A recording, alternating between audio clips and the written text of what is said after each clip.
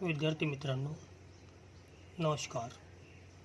आज आपण डायमेन्शनिंग याविषयी या नवीन टॉपिकवरती आपण माहिती पाहणार आहोत. तर अभियांत्रिकी आरेखनमध्ये आरेखन काढल्याच्या नंतर त्या आरेखनाविषयीची पुरेपूर माहिती कारागिरास येणे अत्यंत आवश्यक आहे.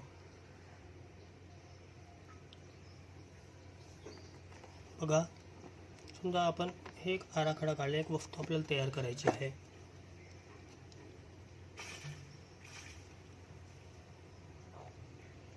हे आराखडा काढून झालेला आहे आणि याला आपण जर त्या देऊन दिलं हे ड्रॉइंग आपण कारागिराला आपल्या, तर या आराखड्यावरून त्याला फक्त त्याच्या आकाराची कल्पना येईल, परंतु कोणते माप किती घ्यायचं, त्याची लांबी किती घ्यायची किंवा रुंदी किती घ्यायची, किंवा या प्लेटला जे होल पाडलेलं आहे हे कोणत्या साईजचं होल पाडायचं, त्याला काहीच कळणार नाही. त्यासाठी आपल्या कारागिरास परिपूर्ण माहिती येण्याकरिता आरेखनाला मापे देणे हे अत्यंत महत्त्वाचे काम असते. तर डायमेन्शन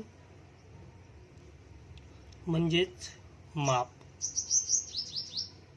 आणि मापे देताना ज्या तंत्राचा वापर केला जातो किंवा जी पद्धत अवलंबली जाते त्यास डायमेन्शनिंग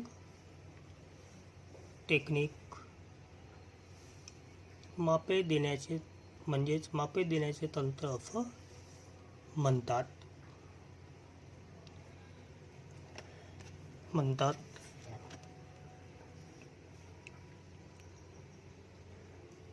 तर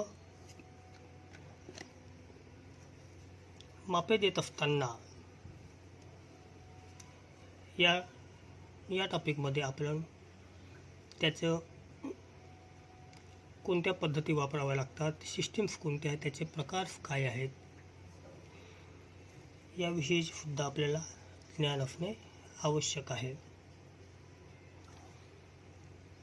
तर टाईप्स ऑफ डायमेन्शन, यामधलं टाईप्स ऑफ डायमेन्शन,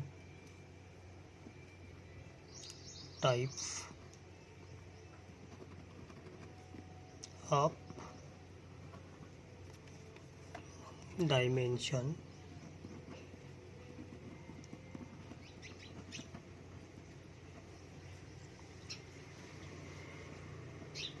यामध्ये येतो आहे एक फंक्शनल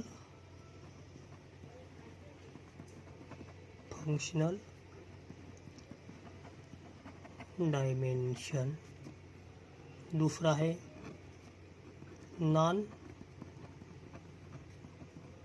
फंक्शनल डायमेन्शन. एक्झिलरी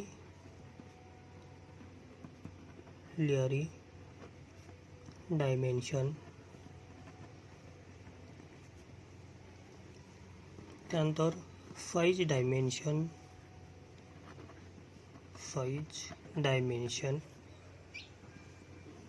आणि पाचवा आहे लोकेशन डायमेन्शन. तर फंक्शनल डायमेन्शन म्हणजेच कार्यकारी माप. जे डायमेन्शन, ते वस्तू जी आपण तयार केल्याच्या नंतर ते जे डायमेन्शन असते त्याला कार्यकारी डायमेन्शन असे म्हणतात. नॉन फंक्शनल म्हणजे अकार्यकारी माप, जे माप ते वस्तूचे प्रोडक्शन करताना तेवढं काही आपल्याला महत्त्वाचे नसते. ॲक्झिलरी डायमेन्शन म्हणजे सहाय्यकारी माप. 5 डायमेन्शन म्हणजे काय? 5 डायमेन्शन म्हणजे जसं एक आराखडा काढलेला आहे. या आराखड्याचं जसं या वस्तूची लांबी असेल, ही या वस्तूची रुंदी असेल, किंवा या प्लेटला आपण जे छिद्र पाडलेलं आहे त्याचे माप शो करणे, हे आपल्याला कशामध्ये येतो आहे? 5 डायमेन्शनमध्ये येतो आहे. आणि लोकेशन डायमेन्शन जे आहे, लोकेशन जसं आता या प्लेटला आपण छिद्र पाडलेलं आहे ना, या प्लेटला आपण छिद्र पाडलेलं आहे. ते छिद्र किती कोणत्या, समजा या प्लेटला डायमीटर 20चे सुद्धा, याचं साईजसुद्धा आपण दर्शवला डायमीटर 20 म्हणजे 20 मिलीमीटरच्या प्लेटला छिद्र पाडल्याचं दाखविलेलं आहे. परंतु या प्लेटला इथून हे अंतर किती असेल, म्हणजे या छिद्राचे पॉईंट लोकेट करणे, त्याला म्हणतात लोकेशन. जसं इथून हे अंतर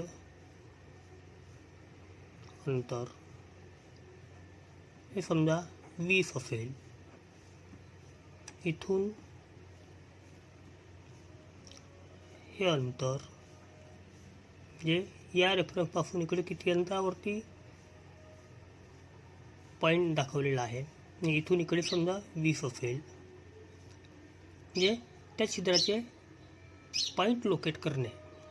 तर हे जे आपण दर्शविले आहे, हे आहे लोकेशन डायमेन्शन. या प्लेटची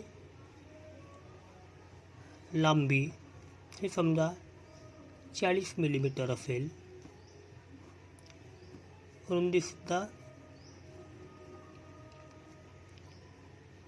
40 असेल. किती मिलीमीटर व्यासाचे आपण छिद्र पाडले आहे हे सुद्धा आपण नमूद केलेलं असेल. म्हणजे आरेखन काढून झाल्यानंतर जोपर्यंत आपल्याला याला मापे शो केलेलं नाही, तोपर्यंत आपल्या कारागिराला याची पूर्ण कल्पना आलेली नाही.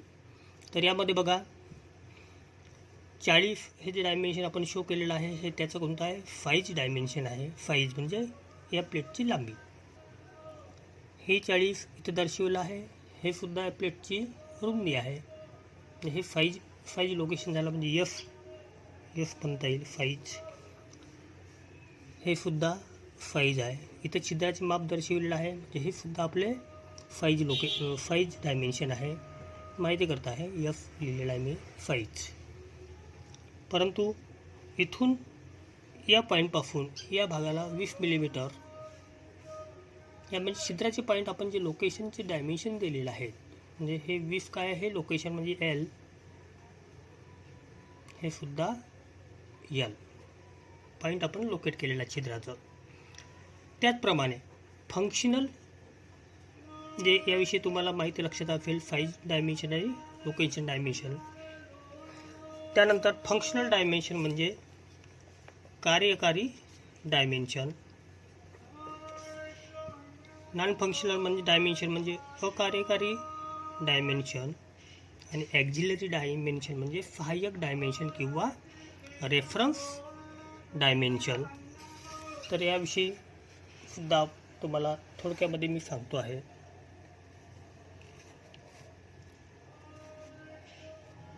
जसं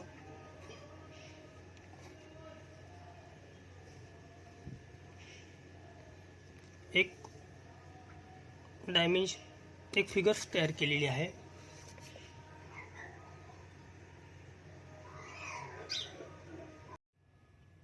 तर विद्यार्थी मित्रांनो, तो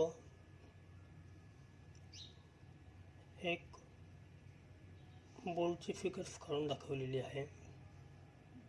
तर या बोल्टच्या फिगर्सचे ह्या काही भागाला थ्रेडेड पोर्शन्स आहे.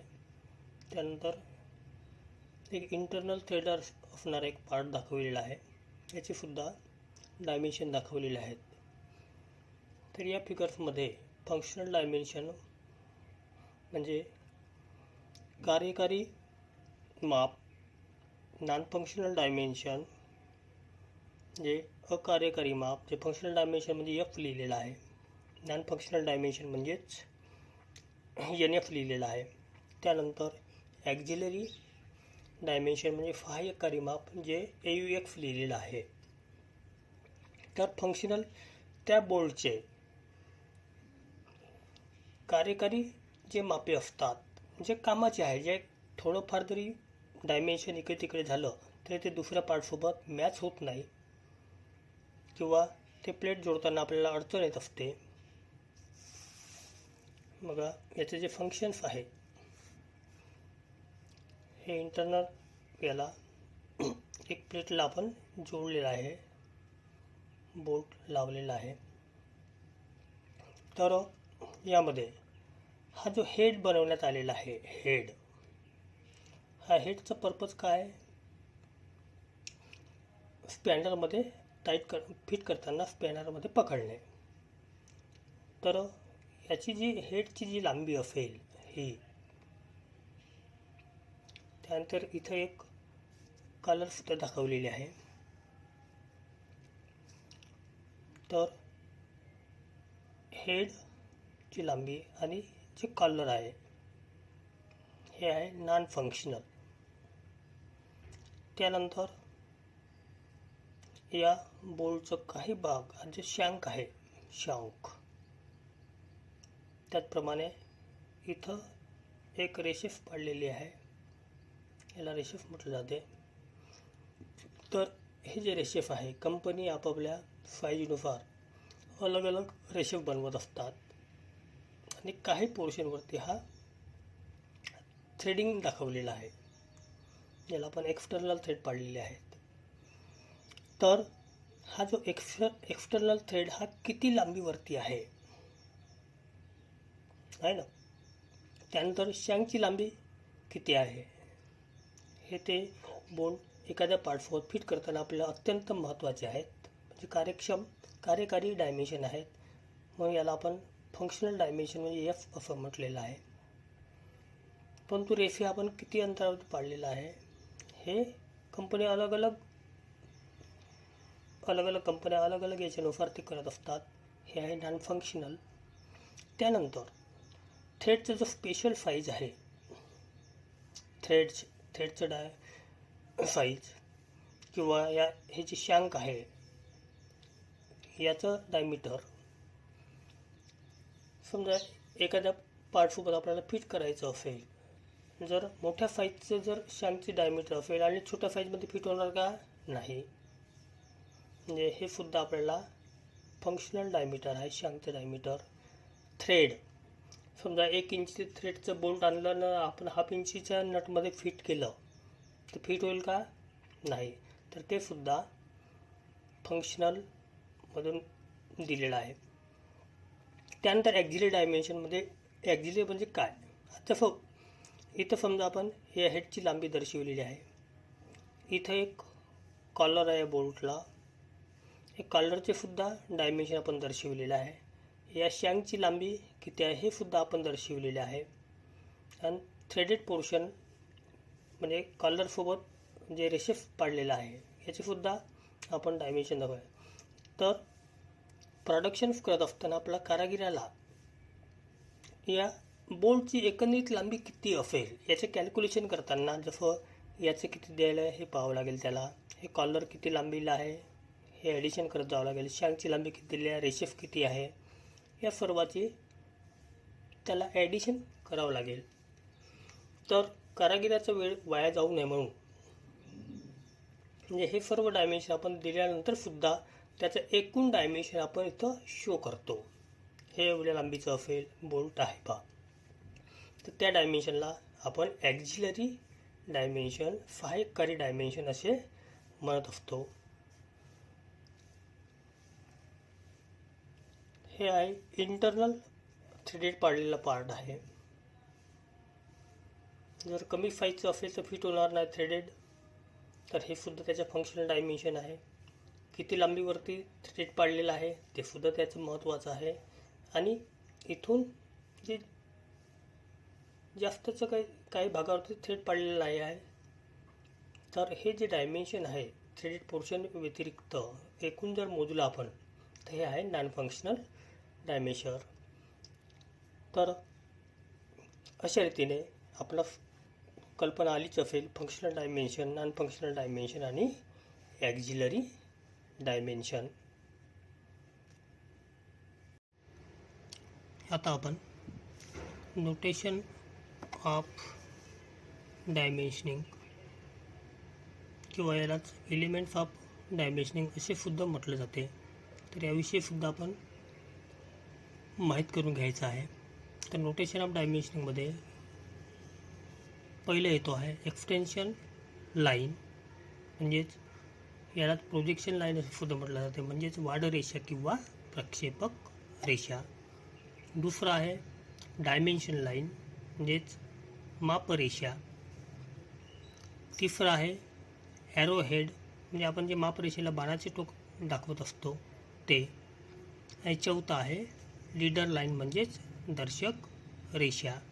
हे चारही एलिमेंट असल्याशिवाय आपलं डायमेन्शनिंग पूर्ण होत नाही. जसं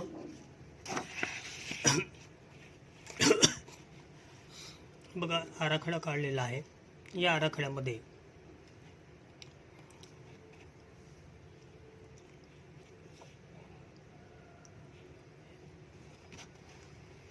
त्याचे एलिमेंट्स विषयी बघा.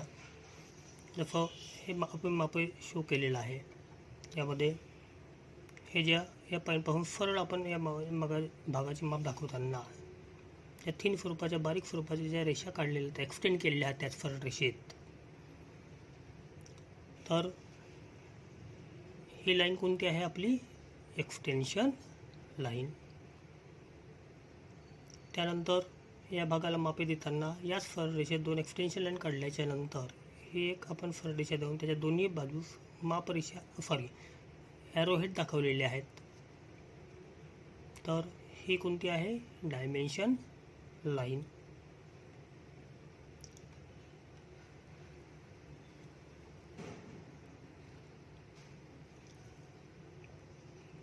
Extension line,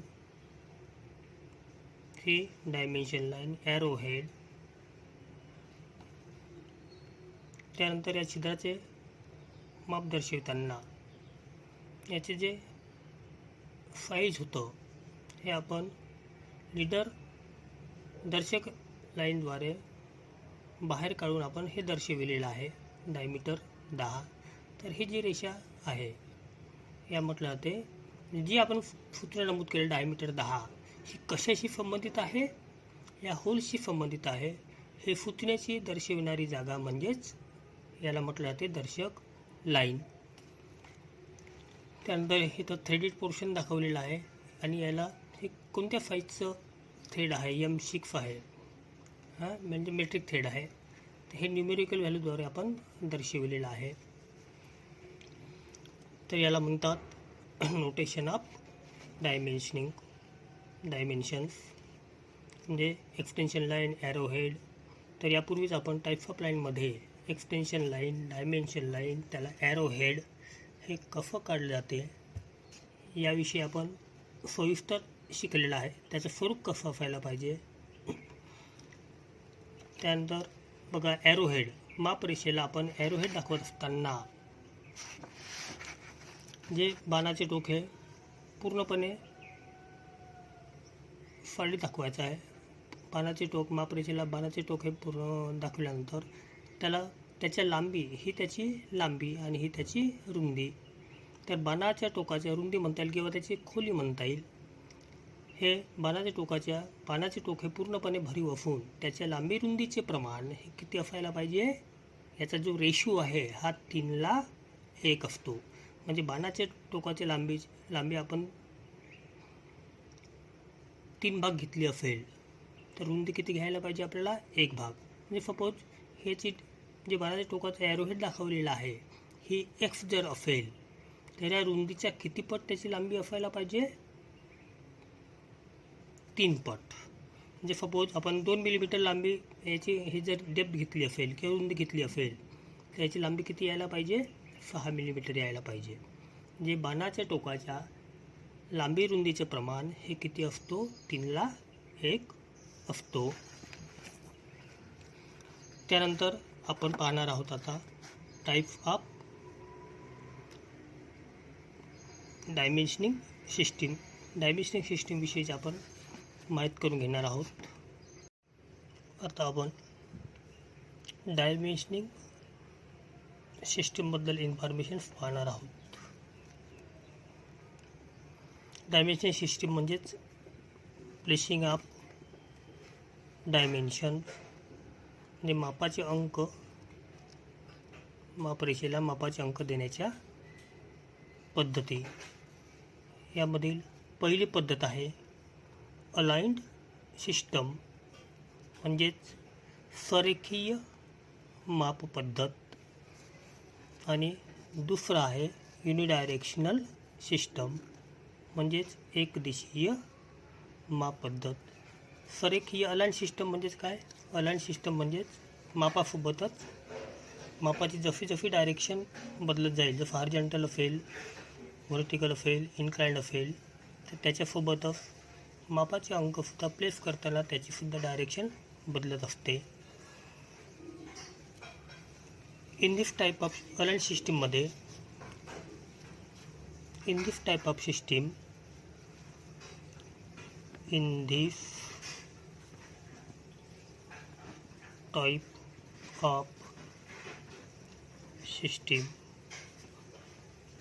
the dimension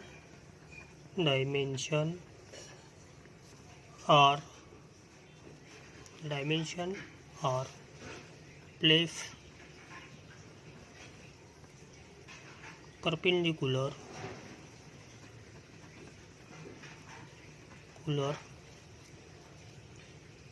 to dimension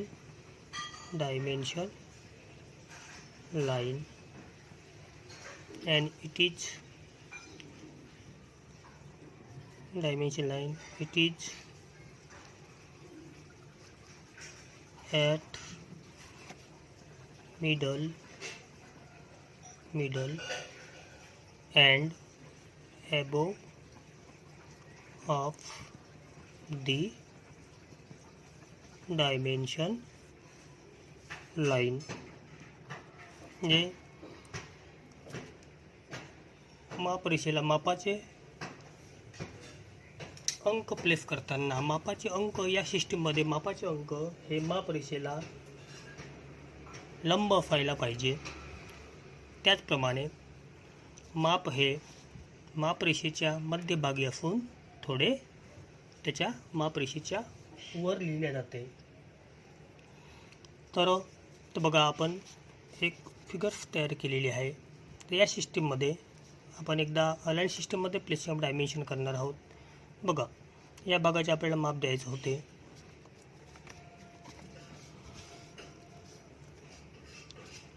तर हे एक्सटेन्शन लाईन काढलेले आहेत, मापरेषासुद्धा काढलेली आहे. परंतु आपण जोपर्यंत या मापरेषेला आपण मापाचे अंक प्लेस करत नाही तोपर्यंत आपण आपलं डायमेन्शन पूर्ण होत नाही. तसं या भागाचे माप द्यायचं असेल, परंतु अलाइन्ड सिस्टीममध्ये मापाचे अंक हे कसं असायला पाहिजे? मापरेषेला लंब असून त्याच्या मध्यभागी त्याचप्रमाणे वर. आणि मापाचे अंक आपण प्लेस करताना या मापरेषेच्या इथं देणार काय नाही, च्या बरोबर लंब असायला पाहिजे. हे समजा 40 असेल असे लिहिणार आपण. त्याचप्रमाणे ही मापरेषा बघा, समजा 20 किंवा 22 असेल तर असे लिहिणार. ही मापरेषा बघा व्हर्टिकली जाणारी मापरेषा आलेली आहे, तर इथं लिहिणार का आपण? च्या मध्यभागी बरोबर असायला पाहिजे. म्हणजे मापरेषेच्या माप प्लेस करताना अँटी क्लॉकवाईज जाऊन आपल्याला ते लिहायचं आहे. तर ही मापरेषा असेल तर याच्या वर आपण मापरेषा माप कुठं देणार? इथं समजा ही 40 असेल तर इथं देणार. हे समजा 50 ही मापरेषा काढलेली आहे, तर मापाचे अंक मध्यभागी त्याच्या वर असायला पाहिजे. हे इथं देणार काय खाली? नाही. हे इथं समजा 50 असेल तर 50 देणार. म्हणजे बघा मापाचे अंक, डायमेन्शन लाईन मापरेषेच्या मध्यभागीच असायला पाहिजे आणि त्याच्या थोडे वर असायला पाहिजे. आता थोडं वर म्हणजे जास्त घेऊन जायचं नाही. आता चाललं आपलं हे डायमेन्शन लाईन इथं ना मापाचे अंक लिहिलं इथं 40, तसं नाही करायचं आहे. तर या सिस्टीममध्ये मापाचे अंक प्लेस केलं असेल तर त्याला अलाइन सिस्टीममध्ये असे म्हटले जाते. त्यानंतर हीच टेम्पलेट आपण युनिडायरेक्शनल पद्धतीमध्ये मापे शो करणार आहोत.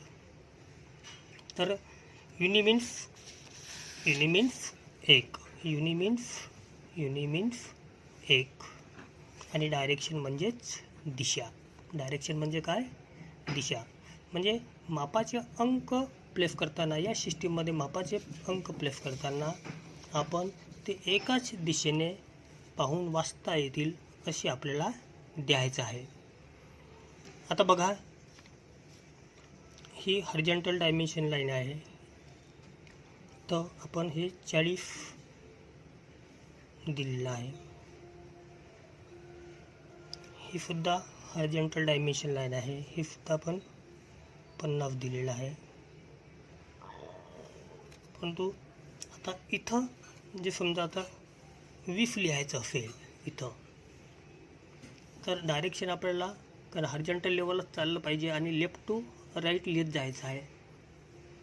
तर या पद्धतीमध्ये युनिडायरेक्शनल सिस्टीममध्ये मापाचे अंक प्लेस करताना हॉरिझॉन्टल डायमेन्शन लाईन व्यतिरिक्त म्हणजे आडव्या मापरेषा व्यतिरिक्त इतर येणाऱ्या ज्या मापरेषा आहेत, इतर येणाऱ्या मापरेषा म्हणजे हॉरिझॉन्टल डायमेन्शनला व्यतिरिक्त, म्हणजे जसं ही अलाइन सिस्टीममध्ये आपण जसं दाखवलं तसंच इथं सुद्धा आपण दाखवलेलं हॉरिझॉन्टल डायमेन्शन लाईन असल्यामुळे, परंतु या हॉरिझॉन्टल डायमेन्शन लाईन व्यतिरिक्त इतर येणाऱ्या ज्या मापरेषा असेल, जसं ही उभी डायमेन्शन लाईन आहे, ही तिरपी डायमेन्शन लाईन आहे, त्याचप्रमाणे ही सुद्धा उभी डायमेन्शन लाईन आहे. तर यामध्ये मापाचे अंक प्लेस करत असताना इतर येणाऱ्या जे मापरेषा आहेत, आडव्या डायमेन्शन लाईन व्यतिरिक्त इतर येणाऱ्या मापरेषा ह्या मध्यभागी आपल्याला ब्रेक करायचा आहे. मध्यभागी ब्रेक करून त्यामध्ये मापाचे अंक हे प्लेस केले जाते. मध्यभागी आपण ब्रेक करायचा आहे आणि ते ब्रेक करून त्यामध्ये मापाचे अंक आपल्याला प्लेस करायचा आहे. जसं इथं आपण किती होतं म्हणजे 20, इथं किती होतं आपल्याला 20 आणि इथं किती होतं समजा 40. म्हणजे या सिस्टीममध्ये मापाचे अंक आपण जे प्लेस केलेलं आहे याची डायरेक्शन म्हणजे एकच डायरेक्शनमध्ये आपण लिहिलेलं आहे. जसं हे हॉरिझॉन्टल आहे ना 40, हे सुद्धा डायरेक्शन बदलली का? नाही. इथे डायरेक्शन बदलली का? नाही. फार लेफ्ट टू राईट आपण लिहिलेलं आहे. म्हणजे अलाइन सिस्टीम आणि युनिडायरेक्शनल सिस्टीमचा आपण विचार करताना इथं बघा, या सिस्टीममध्ये अलाइन सिस्टीममध्ये जे मापरेषा आहे आपण परिपूर्ण दाखवलेले आहेत आणि त्याच्या मापरेषेच्या डायरेक्शननुसार मापाचे अंक आपण प्लेस केलेला आहे. इथं आडवी मध्यभागी लिहिलं. जसं मापरेषा तिरकस झाली तर मापेसुद्धा आपले तिरकस झालेले आहेत है ना. यानुसार म्हणजे अलाइन सिस्टीममध्ये मापरेषेसोबत मापाचे अंक हे याची डायरेक्शन ही बदलत गेलेली आहे. परंतु युनिडायरेक्शनल सिस्टीममध्ये म्हणजे एकदिशीय माप पद्धतीमध्ये मापाचे अंक हे एकाच डायरेक्शनमध्ये लिहिल्या जाते. फक्त फरक एवढंच आहे की युनिडायरेक्शनल सिस्टीममध्ये मापे देत असताना जे काय आडव्या डायमेन्शन लाईन्स आहेत ह्या परिपूर्ण आपल्याला काढून त्याला मापे शो केलेलं आहे. या व्यतिरिक्त आडव्या डायमेन्शन लाईन व्यतिरिक्त इतर येणाऱ्या मापरेषा ज्या आहेत, जसं उभी मापरेषा आहे, तिरकस इन्क्लाइन डायमेन्शन लाईन आहे, व्हर्टिकल डायमेन्शन लाईन आहे, ह्या मापरेषा मात्र मध्यभागी ब्रेक करून त्यामध्ये मापाचे अंक आपण प्लेस केलेला आहे. अशा रीतीने आपल्या ह्या दोन प्लेस ऑफ डायमेन्शन विषयी आपण माहिती पाहिलेली आहे. Align system and unidirectional system या दोन्ही सिस्टीम पैकी अलाइन सिस्टम आपण आपल्या अभियांत्रिकी आरेखनामध्ये मापे देताना जास्तीत जास्त वापरलेला असतो आणि युनिडायरेक्शन सिस्टीमचं हे सिस्टीम जे मोठे आरेखन असतात त्यामध्ये वापरले जाते. तर मॅक्झिमम आपण अलाइन सिस्टीमचाच आपण वापर करणार आहोत प्लेसिंग व डायमेन्शन करत असताना. विद्यार्थी मित्रांनो, आता आपण टाइप ऑफ डायमेन्शनिंग विषयीची माहिती पाहणार आहोत. तर मापे देण्याचे जे टाइप ऑफ डायमेन्शन जे टाईप्स आहेत यामधील पहिलं आहे चेन डायमेन्शनिंग म्हणजेच एक रेषीय माप पद्धत. दुसरं आहे पॅरलेल डायमेन्शनिंग हेच समांतर माप पद्धत. तिसरा जो प्रकार आहे प्रोग्रेसिव्ह डायमेन्शनिंग किंवा यालाच रनिंग डायमेन्शन डायमेन्शनिंग असे सुद्धा म्हटले जाते. चौथा प्रकार आहे कंबाइंड डायमेन्शनिंग आणि पाचवा प्रकार आहे कोऑर्डिनेट डायमेन्शनिंग. तर आता आपण प्रत्येक प्रकाराची आपण थोडक्यामध्ये माहिती बघणार आहोत, त्याकडे तुम्ही लक्ष द्यायचं आहे. तर सर्वप्रथम आपण पाहणार आहोत चेन डायमेन्शनिंग. चेन डायमेन्शनिंग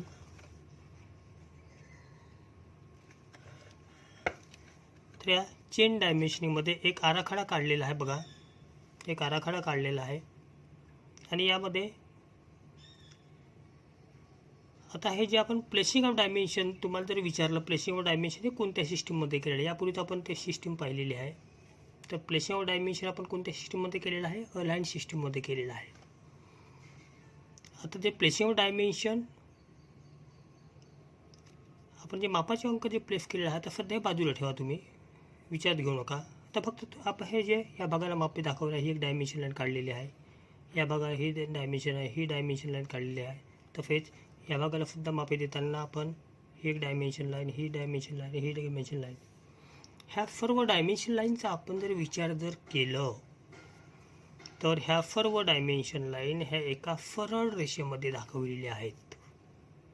ज्यावेळेस सर्व मापरेषा ह्या एका सरळ रेषेत दाखवलेल्या असतात तेव्हा त्यास चेन डायमेन्शनिंग म्हणजेच एक रेषीय माप पद्धत असे म्हणतात.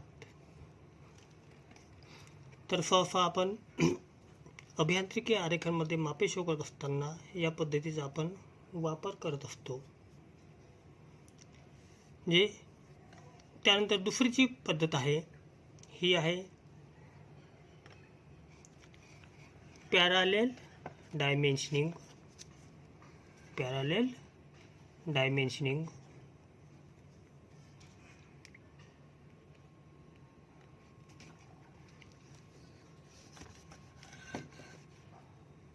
तर या सिस्टीममध्ये मापे देत असताना आपण जे डायमेन्शन लाईनची जी रचना केलेली आहे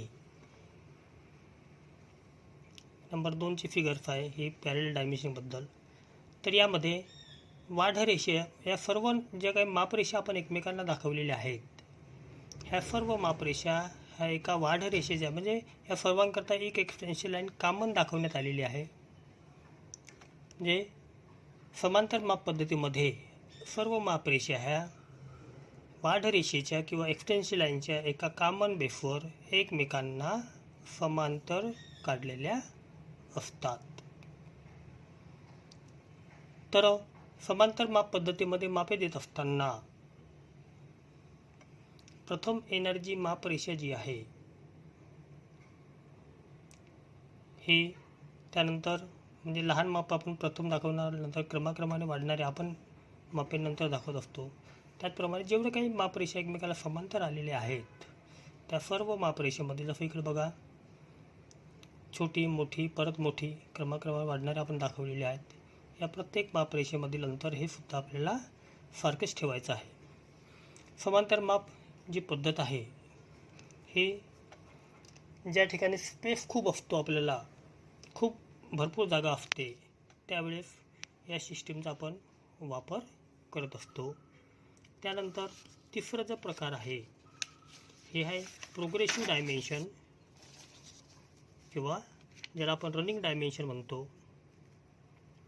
तर यामध्ये बघा, यामध्ये सुद्धा सर्व मापरेषा ह्या सरळ रेषेमध्ये दाखवलेल्या आहेत, परंतु चेन डायमेन्शन आणि प्रोग्रेसिव्ह डायमेन्शन हे सर्व अलग आहे.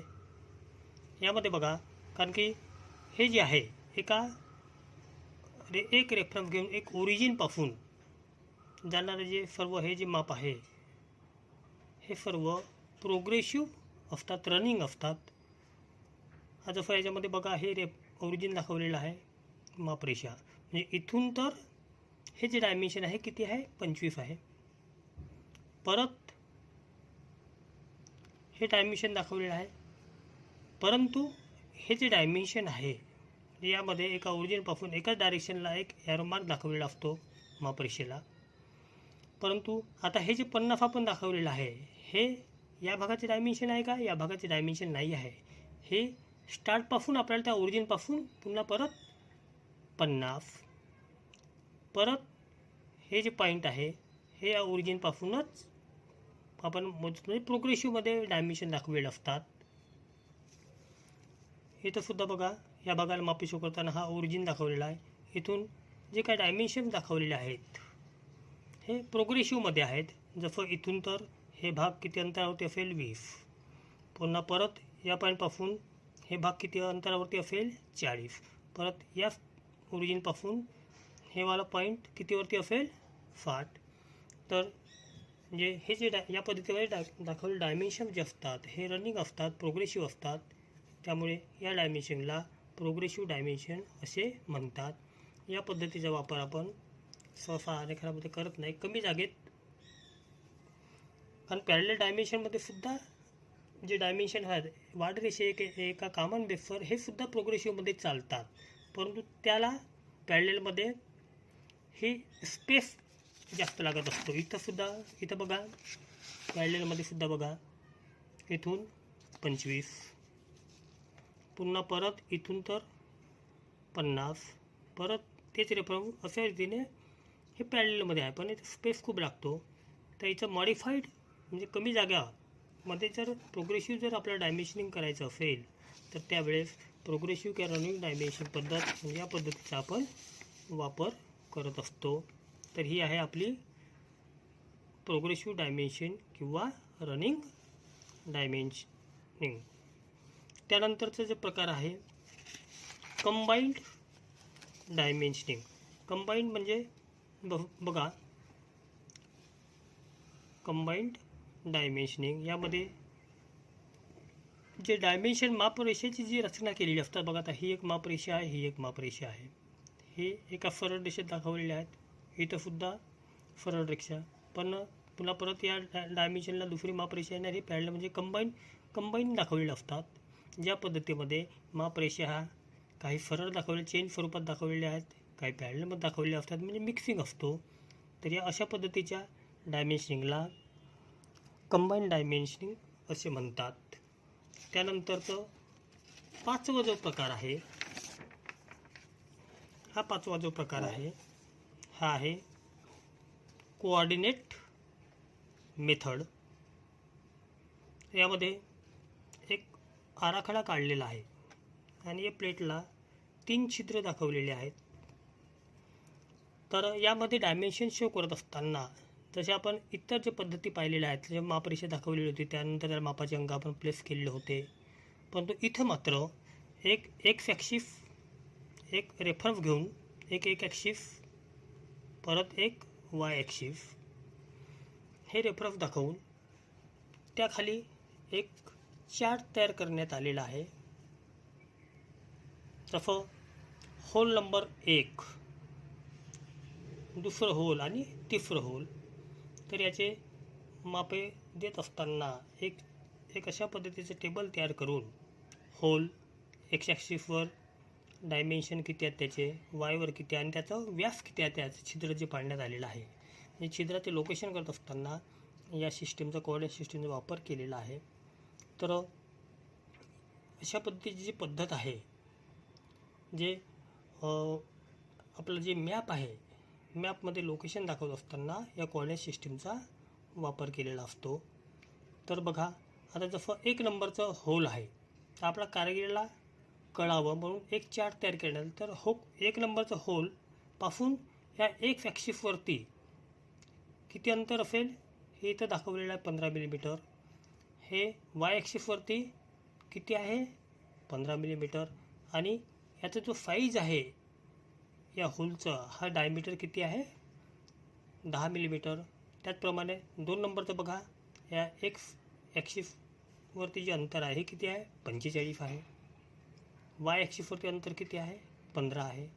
आणि याचं साईज जो आहे हा किती आहे, 10 मिलीमीटर व्यासाचा आहे. त्याचप्रमाणे 3ऱ्या क्रमांकाचं जे होल आहे पाडलेलं प्लेटला, हे सुद्धा इथं या टेबलमध्ये दाखवलेलं आहे. एफ ॲक्सिसवरती अंतर याचं म्हणजे इथून 30, म्हणजे हा आपला सेंटर पॉईंट गेला एक.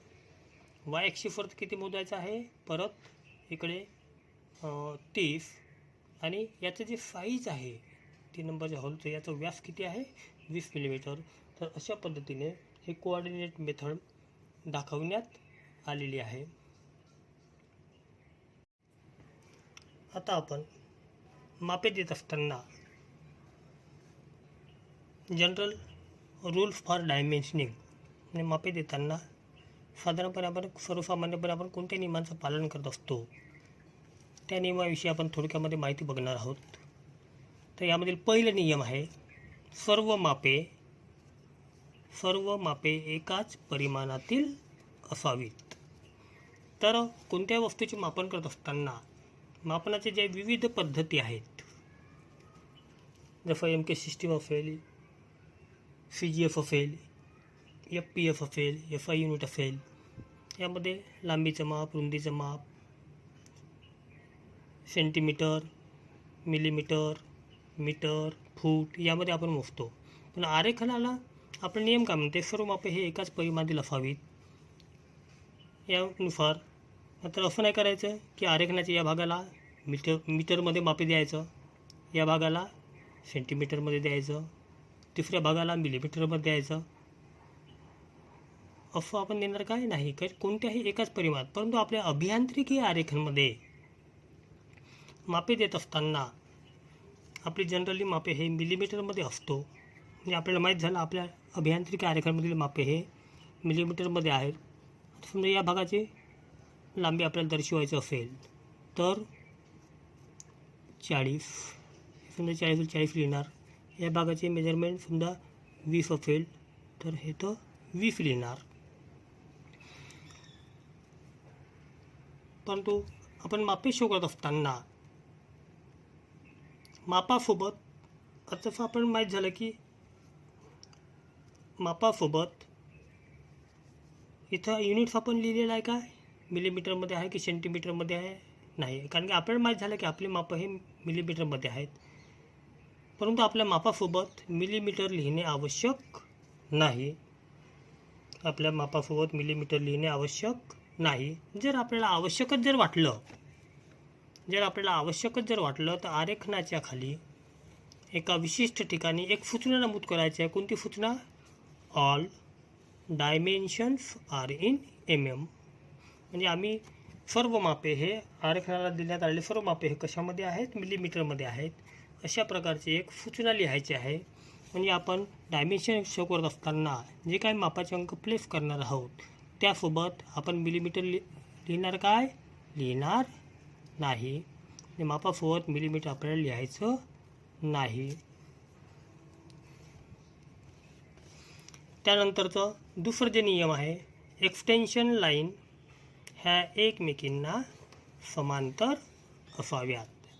आता जसं इथं एक डायग्राम काढलेली आहे. समजा या भागाला आपल्याला मापे शो करायचे असेल इथून तर एवढं, तर आपण त्याच सरळ रेषेत आपण एक्सटेन्शन लाईन काढावा लागतो, आहे ना. एक्सटेन्शन लाईन काढावा लागतो त्याच सरळ रेषेत. तर ह्या एक्सटेन्शन लाईन एकमेकीला कशी असायला पाहिजे, सरळ असायला पाहिजे, समांतर असायला पाहिजे. या भागाची मापे द्यायचं असेल तर हे एक्सटेन्शन लाईन आपण काढलं. म्हणजे लक्षात आलं, एक्सटेन्शन लाईन ह्या एकमेकीला समांतर असाव्यात. तिसरं जे नियम आहे, शक्यतो मापे आरेखनाच्या बाहेरच द्यावीत. मग आपल्याला माहीत झालं की समजा एखादा आराखडा काढलेला तर आपण आराखड्याच्या आतील भागाला आपण मापे शो करणार नाही, त्याच्या बाहेर भागाला मापे द्यायचं आहे.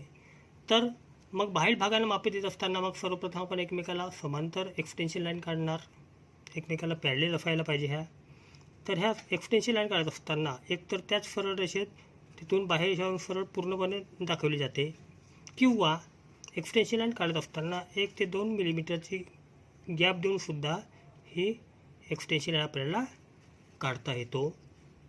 मग एक्सटेन्शन लाईन काढलं, मग आपल्याला एक्सटेन्शन लाईन काढलं म्हणजे माप झालं का आपलं पूर्ण नाही, मग डायमेन्शन लाईनसुद्धा आपल्याला काढायची आहे. तर मग ही डायमेन्शन लाईन या बाह्य रेषेपासून किती मिलीमीटर अंतरावर असायला पाहिजे ते सुद्धा माहीत आपल्याला असणे आवश्यक आहे. तर ही जी रेषा आहे मापरेषा, येणारी मापरेषा ही या बाह्य रेषेपासून 8 ते 10 मिलीमीटर अंतरावरती असायला पाहिजे. किती? 8 ते 10. मग त्यानुसार आपण डायमेन्शन लाईन काढलेली आहे. 8 ते 10 मिलीमीटर हे जे अंतर आहे किती असायला पाहिजे? 8 ते 10. याचं समजा 40 असेल तर आपण 40 लिहिणार. मग मापरेषा काढून झाल्याच्या नंतर मग एक्सटेन्शन लाईन जर याला काही जर बंधन नसेल तर हे एक्सटेंड आपण तशीच राहणार. तर मग वाढरेषा ही जी पुढे वाढवायची आहे, जास्तीत जास्त आपल्याला बाणाचे टोक टच केल्याच्या नंतर म्हणजे इथून येणारी मापरेषा हे 8 ते 10 मिलीमीटर काढणार. मग एक्सटेन्शन लाईन ही मापरेषेच्या पुढे जास्तीत जास्त किती ठेवायचं आहे? 2 ते 3 मिलीमीटर ठेवायचं आहे. आणि बाकीचं आपल्याला काय करायचं आहे? हे मिटवून घ्यायचं आहे. त्यानंतर 4था नंबरचा नियम आहे, वर्तुळाच्या व्यासाचे माप द्यावायचे असल्यास वर्तुळाकार रेषेच्या बाजूला मापरेषेच्या दोन्ही बाजूस ॲरोहेड म्हणजे बाण दाखवावं व व्यासाकरता जो सांकेतिक चिन्ह आहे एकतर फाय किंवा डाया लिहावायचं आहे. हे जे आहे फाय हे त्याचं सांकेतिक चिन्ह डायमीटरचं. तसेच त्रिज्येचे माप दर्शविताना वर्तुळाकार रेषेच्या बाजूस मापरेषेला एकच बाण ॲरोहेड दाखवायचा आहे व त्यासमोर त्रिज्येकरता आपल्याला कोणतं लेटर्स वापरायचं आहे? आर हे लेटर्स वापरायचं आहे. तर बघा 2 सर्कल्स ड्रॉ केलेले आहेत. आता व्यास म्हणजे काय? वर्तुळ मध्यातून जाणारी रेषा. आता इथेच आपण डायमेन्शन काय तर वर्तुळाच्या रेषेच्या बाजूला दोन्ही बाजू आपण ॲरोहेड दाखवलेला आहे आणि याचे डायमेन्शन जे आहे त्या लीडर लाईनद्वारे खिचून आपण 30 हे अंक लिहिला आहे. म्हणजे हे जे डायमेन्शन आहे हे जे सांकेतिक चिन्ह कशाचं आहे? फाय हा डायमीटर. व्यासाचे माप अशा रीतीने आपल्याला दर्शवायचं आहे. त्यानंतर त्रिज्येचे माप दर्शवायचं असेल तर वर्तुळ मध्य आणि परिघावरील कोणताही एक बिंदू यामधील जे अंतर आहे हे मीन्स काय? त्रिज्य आहे. तर याच्या एकाच बाजूला आपण वर्तुळाकाराच्या बाजूस एक ॲरोहेड दाखवलेला आहे आणि त्याचे जे माप होतं रेडियस 15, त्या कॅपिटल अक्षरामध्ये आपण काय दर्शवलं आहे? Are far radius. अशा रीतीने आपल्याला मापे द्यायचं आहे. 5वा नियम आहे, तुटक रेषांना मापे देणे टाळावे. जसं 2 दृश्य आपलं काढलेलं आहे. इथं हे एक दृश्य आहे, एक फ्रंट व्ह्यू आहे, दुसरं एक टॉप व्ह्यू आहे. आता सध्या बाजूला ठेवा फ्रंट व्ह्यू आणि टॉप व्ह्यू, तुमच्या सध्या लक्षात येणार नाही. तर आता बघा एका दृश्यामध्ये एक सर्कल दाखवलेला आहे आणि याचे जे पॉईंट आहे हिडन रेषेद्वारे या दुसऱ्या व्ह्यूमध्ये आलेले आहेत. तर मापे देत असताना कारागिराला कळायला पाहिजे की आपण छिद्र किती साईजचं पाडलेलं आहे. तर ह्या तुटक रेषेला आपण इथं मापे देणार काय? इथं मापे देणार नाही. मग या तुटक रेषाऐवजी ज्याचं जे ओरिजिनल शेप आहे ज्या दृश्यामध्ये आलेला आहे त्याला आपण अशा पद्धतीने मापे शो करणार.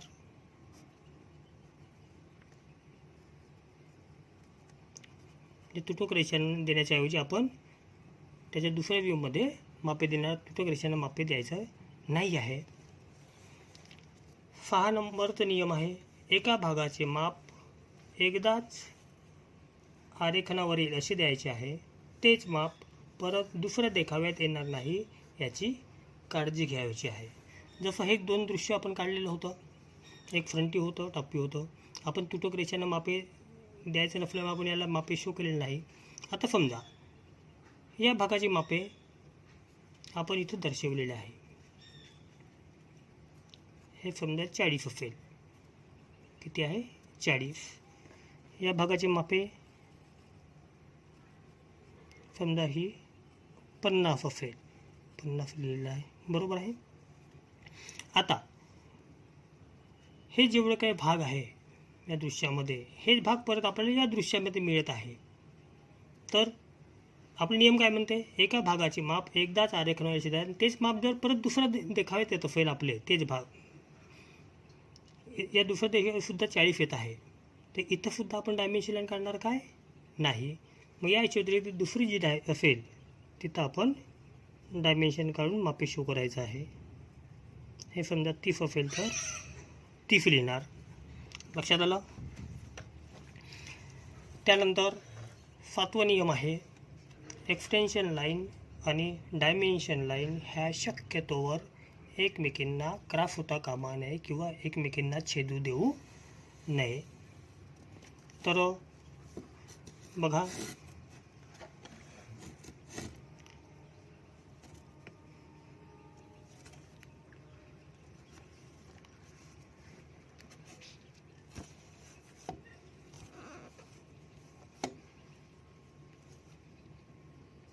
तर एक दृश्य काढलेलं आहे.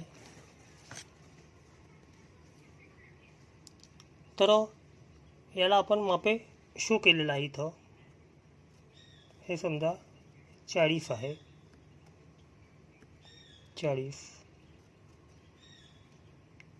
40 आहे. आणि एखाद्याला आपण समजा विचारलं, हे एकूण माप आपण 40 दाखवायला विसरून गेलो, आणि एखाद्याला विचारलं की ह्या भागाचे मापे किती असेल हे सांग बा, तो सांगेल का आपल्याला? आपल्याला लक्षात आलं की हे सुद्धा माप देणं आपल्याला आवश्यक आहे. मग त्याकरता परत आपण या भागाचे माप देण्याकरता ही एक्सटेन्शन लाईन ऑलरेडी आहेच आपल्याजवळ. मग इथून परत सुद्धा एक्सटेन्शन लाईन काढणार आणि समजा याचे जेवढे काही मापे असेल हे आपण शो करणार आहे ना.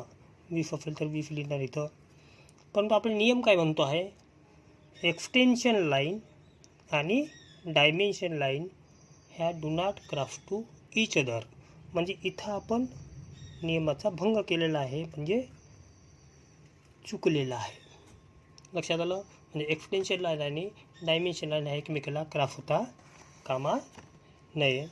त्यानंतरचा नियम आहे, समांतर माप पद्धतीमध्ये मापे देताना लहान मापे प्रथम व क्रमाक्रमाने वाढणारी मापे आपल्याला नंतर द्यावयाची आहेत.